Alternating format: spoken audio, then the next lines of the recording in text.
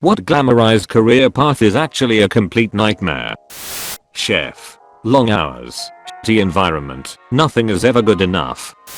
My SO is an attorney and isn't loving life right now. She says, you know how you did term papers in college? Well, I do term papers every day, all day, endlessly. I don't practice law anymore, but when I did I mostly did criminal defense and occasional civil cases. Almost all the attorneys I knew all had great professional lives and personal lives comprised of utter shit. Alcohol abuse was rampant. Drug use was frequent. I knew attorneys who had pharmacy drawers in their office that they consulted when they needed a specific remedy. I knew a public defender who dropped dead of massive heart attack as he was leaving for court. One attorney I knew said he loved going to new restaurants because he and his wife didn't have sex anymore, and that was his only real passion now. And I'm sure there are some attorneys who love their job. I'm sure there are many who are satisfied. But glamorous? Not in my experience.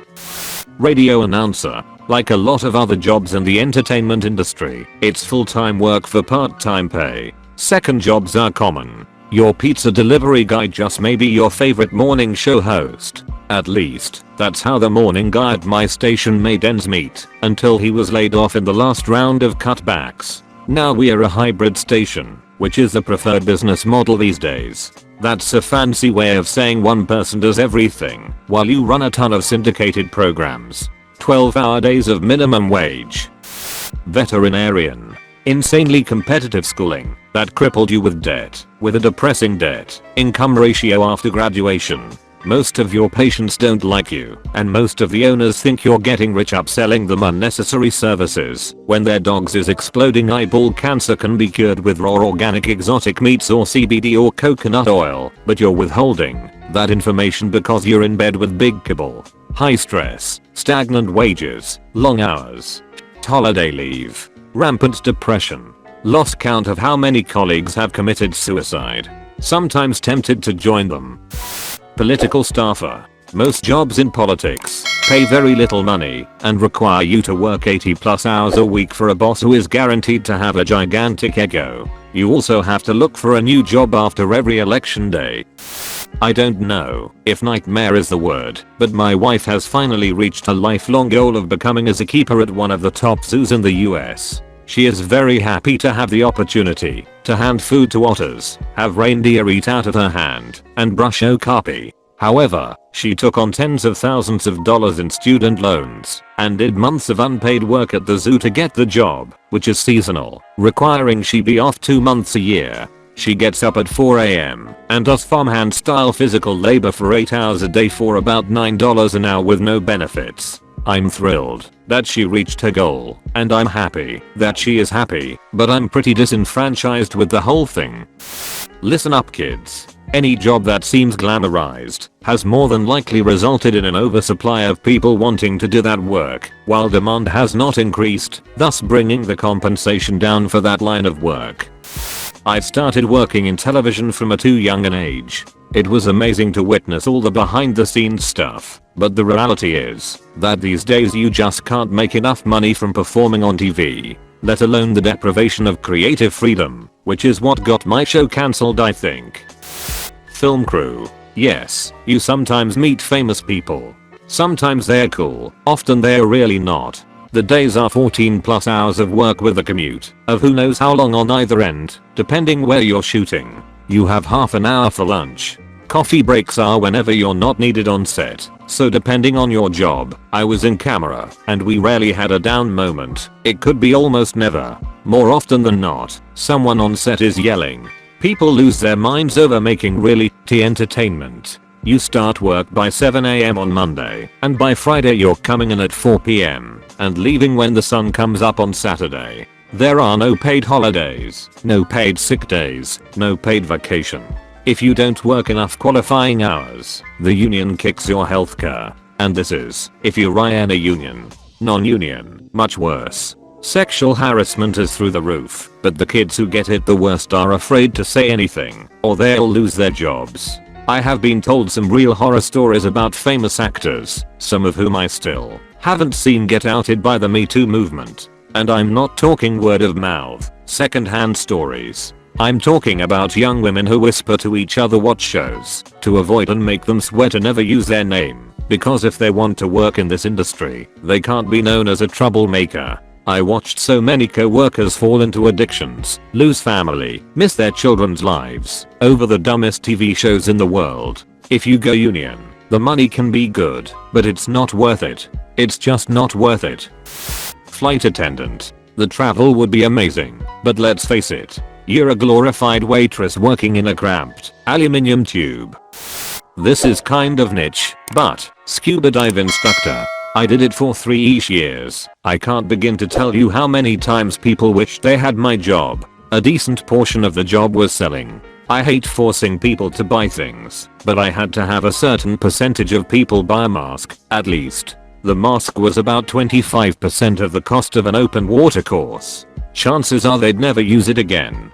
Dive shop politics are insane. I worked 6.5 days a week for 90% of the year. If I turned down a course, I wouldn't be given another until there were no other instructors available. If there were no courses going on, I still had to be in the shop in case someone came in.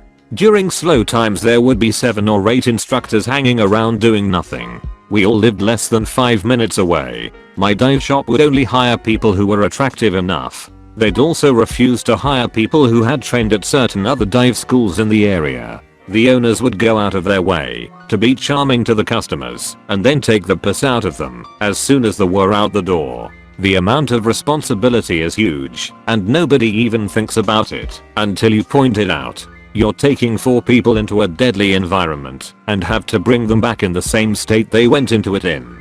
If something goes wrong you can lose your license or go to jail. Where I was working, these were pretty exclusively early to mid 20-year-olds. Not only that, but if someone you trained has an incident at a later date, you can also be investigated and possibly prosecuted.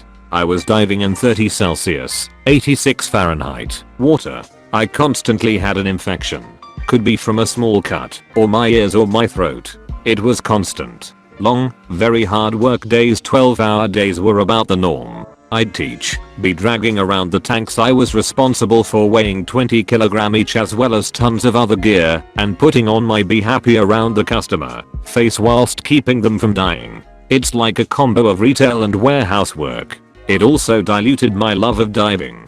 Even when diving with professionals now I have a hard time not constantly being on alert, waiting for someone to do something stupid rather than enjoying the dive. Pay is dog shit. It's an amazing job, but it turned my hair grey by 25. Farming on a large scale. I was living in debt up to my $500,000 to $1 million depending on the time of year, haggling for every input, land, fertilizer, seed, equipment, at the mercy of the weather, and got to watch the commodity markets kick me in the nuts every business day. The real cherry on top was everyone thinking you are trying to kill them with GMOs and copious amounts of chemicals that we don't use. Not to mention farms are passed down through generations, so you've got a bunch of dead and living ancestors watching your every move. Oh, and a lot of farmers work a second full-time job for their health insurance. There's a reason farm suicides are high and farm accidents are higher. There's a million young rural FFA kids that will give their left leg for a chance to farm. The video game industry. A lot of kids and teens want in it so bad because I grew up playing games blah blah blah, they take me to another world blah blah blah. Then you become an adult and learn that it's all math and physics, and making a video game has nothing to do with what you experienced growing up. It's all black screens of code, polygons, and being criticized for your work. What's worse, if you make games you probably never have the time to play them anymore. The gaming industry is notorious for implementing 60 to 80 hour work weeks. Even worse, depending on what company you work for, you may never have stable work. You finish a project, and then the company tells you we don't have another project for your particular skill set. Then you gotta look for more work.